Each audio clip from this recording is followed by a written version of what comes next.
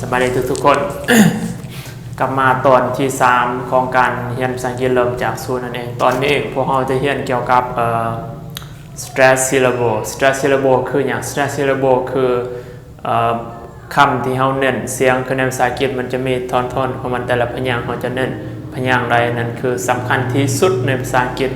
ที่เวลาจะบอกภาษาอังกฤษแล้วฝรั่งจะเข้าใจเจ้าได้ในเมื่อเจ้า stress ถูกบนนั่นเองฉะนั้นทุกคนต้องใส่ใจในบทนี้ฉะนั้นเราเริ่มไปกันเลย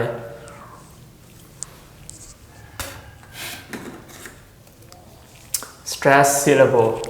stress syllable syllable ภาษาลาวแปลว่าพยางค์เนาะ stress ก็คือบนที่เราเน้นเสียงนั่นเองฉะนั้นพยางค์ที่เน้นเสียงบอกรวมๆคือพยางค์ที่เน้นเสียงเป็นอย่างเราต้องเน้นเป็นอย่างถ้าเราบ่เน้นเสียงมันจะเป็นอะไรอาจจะลองไปนำกันเบิ่งโอเคค่อยเชื่อว่ามีคำหนึ่งที่คนลาวเขาได้ออกเสียงถูกต้องที่สุดว่าได้ยินคือคำนี้โอเคคือคำนี้คำว่า husband เป็นอย่างเจ้าจึงออกเสียงว่า husband เพราะว่าอันนี้เรา stress อยู่ที่อันนี้ก็มีจัก syllable อันนี้มี2 syllable นะคือ2พยางค์ที่1คือ has พยางค์2คือ burn นั่นเองฉะนั้นวันนี้เรา stress หรือว่าเราเน้นอยู่ที่พยางค์ทำเอ็ดคือ has ฉะนั้น husband ก็คืออันนี้เป็นอย่างมันคือบอกเสียงสระแอนคือบอก husband นั้นโมเมนต์ฉะนั้นเราออกคือ husband ถ้าว่าเจ้า stress เพศเจ้า stress เนี่ยจะเป็น husband อย่างต่างๆมันประมาณนั้นเขียนมาลองเบิ่งคำถัดไปแล้วเป็นจะไรก่อนอื่นหมดก่อนที่เขาจะไป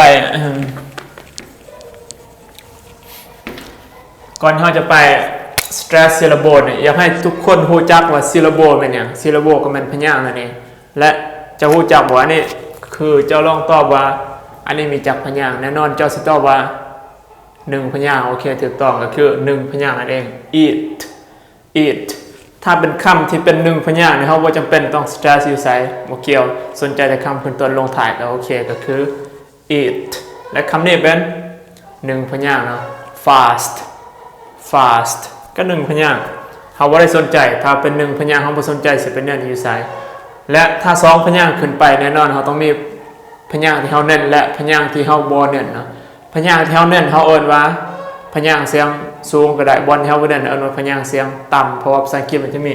stress syllable and weak syllable weak ก็คือเสียงต่ำเสียงอ่อนนั่นเองและคือคำนี้ table เขา stress อยู่ที่พยางค์คำเอ็ดก็คือ table คำนี้มันมี2พยางค์คือพยางค์ที่1คือ พยางค์ที่2คือ bow ฉะนั้นนี่มี2พยางค์ table โอเคเขา stress อยู่ที่พยางค์คำเอ็ดคือ นั่นเองคำนี้มีจักพยางค์ทุกคนคอยหวังว่าพวกเจ้าสิตอบว่ามี3พยางค์เนาะโอเค3พยางค์คือ1คือ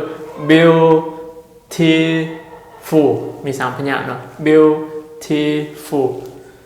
3พยางค์แต่ตัวนี้เขาเน้นเสียงคือ beautiful เท่าเสียงผิดจะ beautiful อย่างมันจะเป็นเสียงแล้วคนจะไม่เข้าใจเนาะเท่าเน้นผิดส่วน beautiful อย่างต่างๆมันเป็นอย่างที่เขาฉะนั้นเราต้องเน้นคือตัวนี้มีจักพยางค์ทุกคนนับเบิ้ง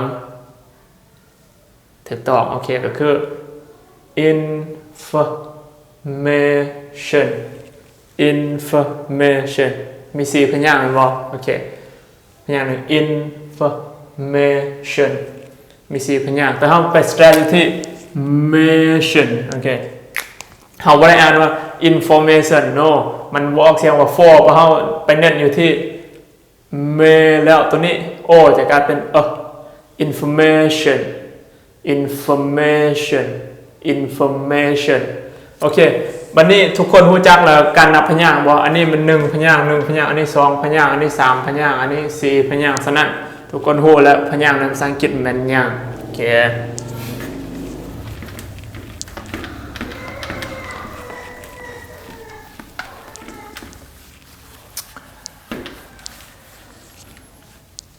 ในเมื่อพวกเจ้าพูดว่าพยางค์แม่นยังบัดนี้เขาจึงมาเริ่มใส่เขาบัดนี้ ถ้าเป็นเอาฟังนะขีดหน้าที่หนึ่งนี้ขีดหน้าที่หนึ่งนี้ คำศัพท์ที่มีสองพยางค์ฟังดีๆนะคำศัพท์ที่มีสองพยางค์ที่เป็น noun และ adjective noun เป็นอย่าง noun ก็เป็นคำนามบ่ adjective เป็นคำคุณนามฉะนั้นคำศัพท์ที่มีสองพยางค์เป็น noun และ adjective เราจะเน้นเสียงอยู่ที่พยางค์ทำ it โอเคจืดทีๆนะ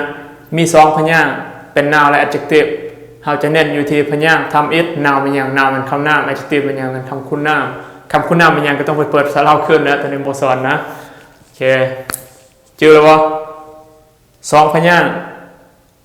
ที่เป็น noun และ adjective เราจะเน้นเสียงอยู่ที่พยางค์ทำ it มันตัวจริงก็เลยคือนี่สองพยางค์มันบ่สองพยางค์อันนี้เป็น noun และ adjective อันนี้เป็น noun หรือคำนามนั่นเองคำนามก็คือคำที่ใส่แทนชื่อคนสัตว์วัตถุสิ่งของโอเคอันนี้สองพยางค์และเป็นคำนามฉะนั้นตามทฤษฎีเขาบอกว่าสองพยางค์เขาจะเน้นอยู่ที่พยางค์ทำ it ฉะนั้นเขาจะเน้นอยู่ที่ draw ฉะนั้นเวลาที่ทุกคนเรียนคำศัพท์ใหม่ค่อยแนะนำให้ทุกคนขีดกล้องไว้นะบนพยางค์ที่เขาเน้นเสียงคือ dragon ออกเสียงดีๆ dragon มันออกเสียงว่า dragon no dragon เห็นบ่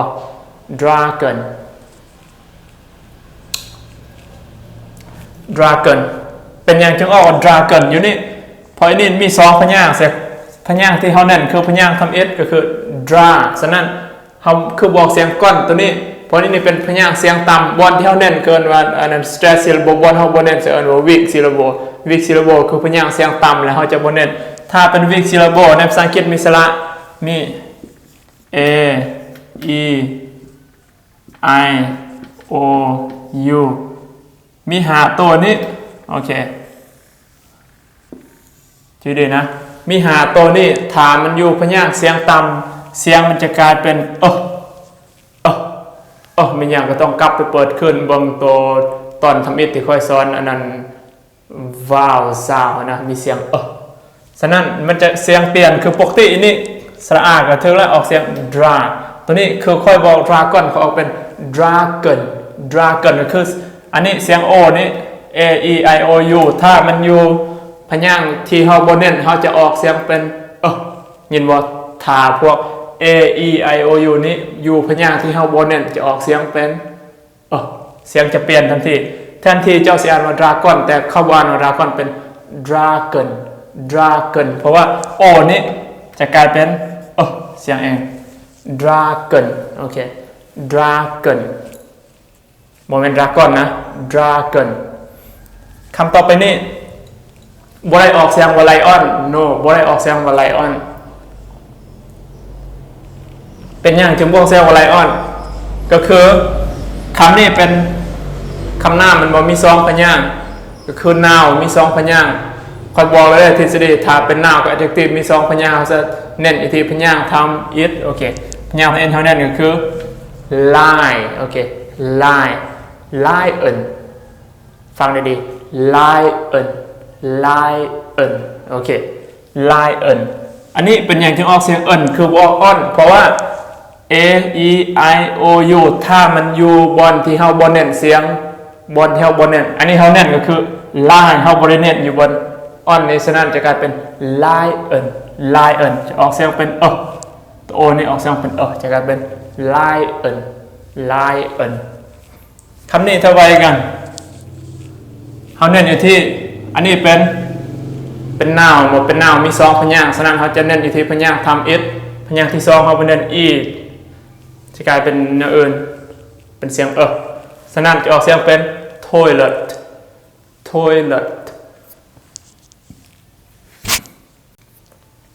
อย่าทิมเสียงลงถ่ายนะเขาเน้นก็คือ toy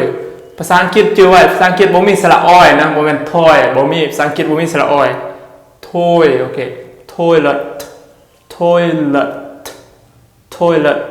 โอเค e กับเสียงtoilet เพราะว่าเขาเน้นอยู่ที่ toilet โอเคนะ toilet บ่แม่น toilet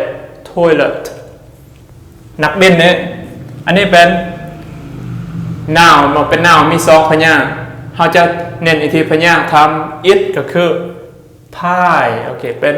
pilot pilot ก็คือนักบินไหล I want to be a pilot โอเคโมเมนต์ pilot no pilot ออกเสียงนำกัน pilot ออกเสียงนำสุดยอดเก่งหลายโอเค pilot อันนี้ O จะกลายเป็นpilot อันนี้ทุกคนสิอ่านว่าสลัด no บ่แม่นสลัด no แต่ว่าฝรั่งเข้าใจบ่ก็จะเข้าใจแล้วเนาะเขาเจ้ามาเล่าดนแล้วโอเคเขาเจ้าคุ้นหูแล้วโอเคฉะนั้นอันนี้เฮาเป็นซองพยางค์บ่เฮาเน้นอยู่ที่พยางค์ทำเอก็คือซาฉะนั้น A ค่อยบอกเลยเด้ A E I O U ถ้ามันอยู่พยางค์เสียงต่ำถ้าบนที่เฮาบ่เน้นหันเสียงจะกลายเป็นทันทีฉะนั้นจะกลายเป็น salad บ่แม่นสลัดเนาะ salad มีเสียงตัวดีนำ salad อะไรพาปายา salad โอเคอันนี้สองพยางค์บ่ฉะนั้นเฮาสเตรทที่พยางค์ทำเอก็คือ money โอเค money บ่ money อันนี้เป็นสองพยางค์กันนี่เป็น adjective ก็คือคำคุณนามนั่นเองเฮาสเตรทที่พยางค์เอคือ happy โอเคภาษาอังกฤษมันจะมีขึ้นมีลงเนาะ happy อันนี้เป็น yellow โอเค yellow อันนี้เป็นคือทุกคนจะออกเสียงว่า market หมด no มันสเตทที่ mark ฉะนั้น e เนี่ยจะกลายเป็นเสียง e เนี่ยกลายเป็น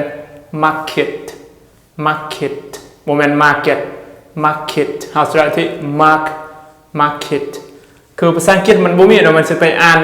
เพียงกันหมดมันต้องมีขึ้นมีลงก็คือสังเกตเห็นคำนี้เห็นบ่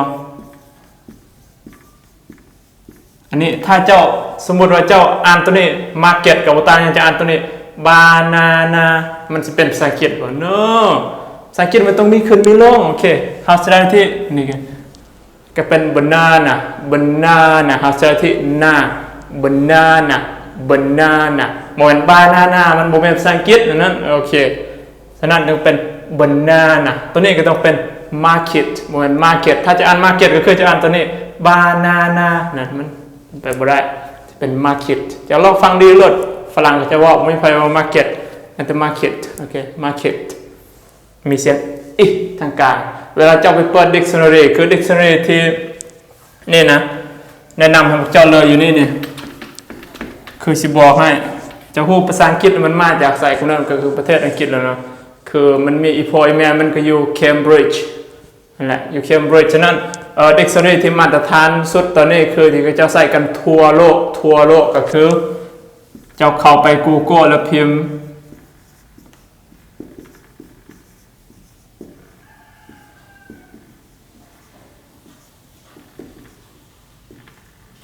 เข้าไป Google แล้วพิมพ์ Cambridge Online Dictionary แล้วก็ไปกดเบิ่งในหันก็เจ้าจะบอกมันมีเสียงก็เจ้า stress syllable อยู่ใส่ก็เจ้าจะขีดหัวอยู่ตรงนั้นคำถัดไปที่เขาขีดหัวนั้นเป็นก็เอิ้นว่าคำที่ก็เจ้า stress นะฉะนั้น dictionary ตัวนั้นมัน dictionary มาตรฐานสากลและแปลก็ถูกต้องจะมาอธิบายเป็นภาษาอังกฤษนะในหันมีออกเสียงนะพวกเจ้ามักเสียงอังกฤษหรือเสียงอเมริกาเวลาจะเข้า Cambridge Online Dictionary ก็เจ้าเข้าไปวิธีเข้าไป Google ปุ๊บแล้วพิมพ์ Cambridge Online Dictionary แล้วก็จะมีลิงก์ให้อยู่แล้วก็กดเข้าลิงก์ตัวนั้นแล้วก็มันจะไปโฮมทาง Dictionary แล้วก็เข้าไปกดในหันพิมพ์คำใดที่เจ้าบ่ฮู้แล้วนั้นจะมีออกมามีปุ่มและมีก็เจ้าบอก stress syllable อยู่ใส่ก็เจ้าขีดหัวคำถัดไปมันและมีออกเสียงให้พร้อมเจ้ามักเสียงอังกฤษก็กด UK มักเสียงอเมริกันกด US ฉะนั้นเสียงตัวนั้นคือสำเนียงที่ถูกต้องที่สุดเจ้าบ่มีภัยสิเถียงเจ้าบ่ว่าอาจารย์เจ้าสิสอนว่าจะออกเสียงนี้เจ้าก็บ่ต้องฟังอาจารย์เจ้าต้องฟังพุ่นเจ้าของภาษาเขาพุ่นโอเคอย่าเป็น money โอเค yellow market อันนี้เป็นบริษัทว่า gadget no เอาสไตล์ที่ get ตัวนี้จะกลายเป็น gadget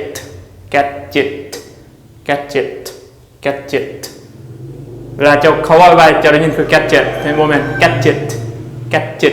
มันโฟล์มันคือการในสื่อนะ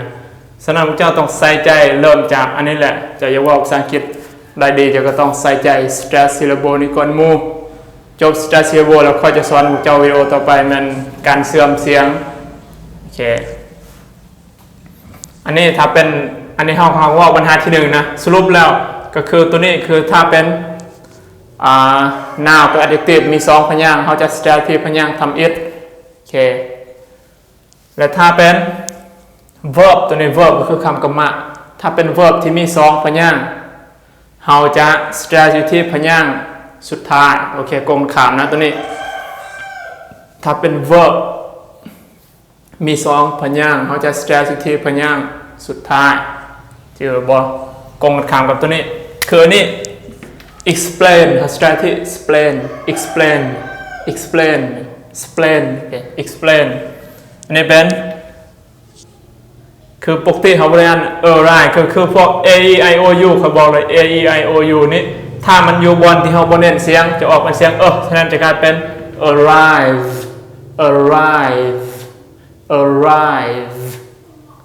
เสียง v arrive คือนี่เป็นเข้าใจที่ forget ออกเสียงว่า forget no forget โอเค forget ออกเสียงเป็น f นี่จะกลายเป็นก็คือเป็น forget แต่ตัวนี้จะกลายเป็น complete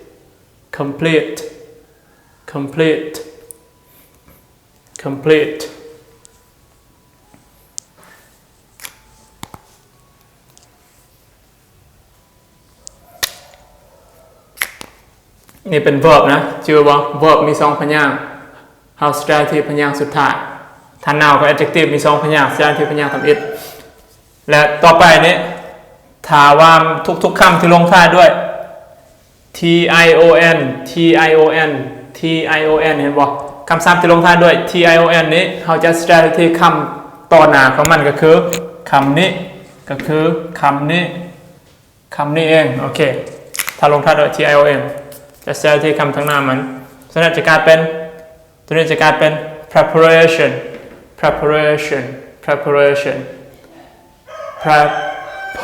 woman อันนี้เป็น อันนี้เป็น preparation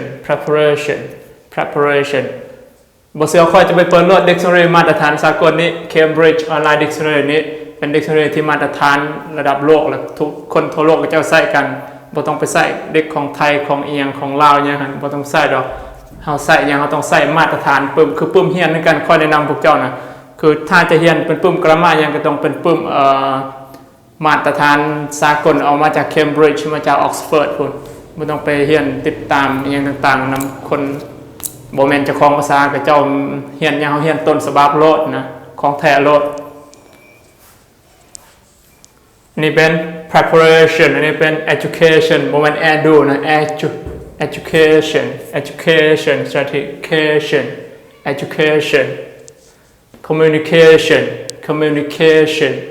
communication มา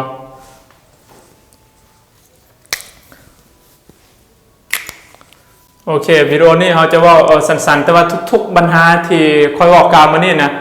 คือทุกคนรู้คือกันแหละภาษาอังกฤษมันบ่มีหลักการที่ตายตัวอันนี้มันถือประมาณ 80% ซื่อๆนะถือประมาณ